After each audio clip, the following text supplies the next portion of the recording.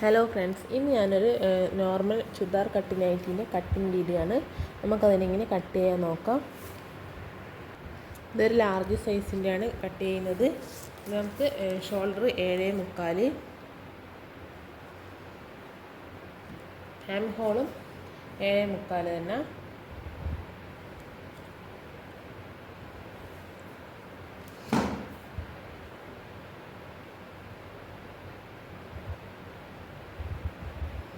Chest 11.5,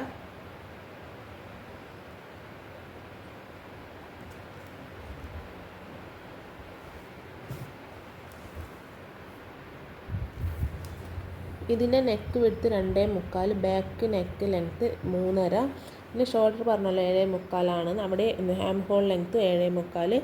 പിന്നെ നമുക്ക് വേണ്ടത് ചെസ്റ്റ് 11.5 ചെസ്റ്റിൻ്റെ വിഡ്ത്ത്, പിന്നെ ഹിപ്പ് ലെങ്ത്ത് 22, അവിടെയും 11.5. പക്ഷേ ഇതിൻ്റെ രണ്ടിൻ്റെ സെൻറ്റർ വരുന്നതാണ് ഷേപ്പ് ലെങ്ത്ത്.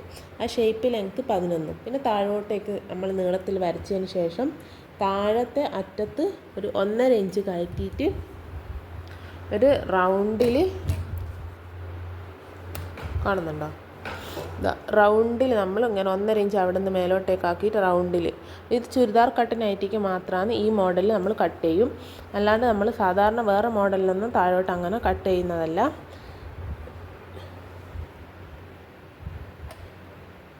ഞാനിതിൻ്റെ കട്ടിങ് വീഡിയോ മാത്രമേ എടുത്തിട്ടുള്ളൂ. സ്റ്റിച്ചിങ് വീഡിയോ വേണമെങ്കിൽ കമൻറ്റ് ചെയ്താൽ മതി.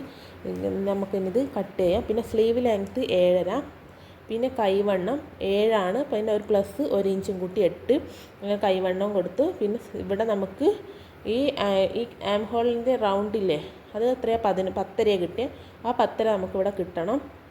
അന്നേരം 10.5 ഇവിടെ കിട്ടി. ഇങ്ങോട്ടേക്ക് വരച്ച് സ്ലീവ് അങ്ങനെ അടയാളപ്പെടുത്തി നമുക്കിത് കട്ട് ചെയ്തിട്ട് കാണാം.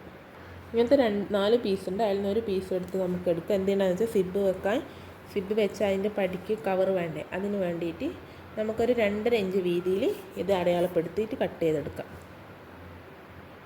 ഫ്രണ്ട് നെക്കിൻ്റെ മോഡലാണ്. ഇവിടെ 2.75, ഇവിടെ 6 ഇഞ്ച്, പിന്നെ ഇവിടുന്ന് ഇങ്ങോട്ടേക്ക് എല്ലാ ഭാഗത്തുനിന്നും 2 ഇഞ്ച് തോതിൽ നമ്മൾ അടയാളപ്പെടുത്തി ഇത് മൊത്തം കട്ട് ചെയ്തിട്ട് എടുക്കാം.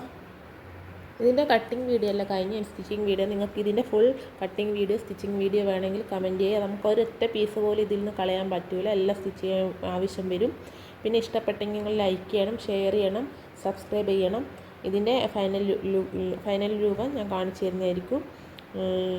Thank you.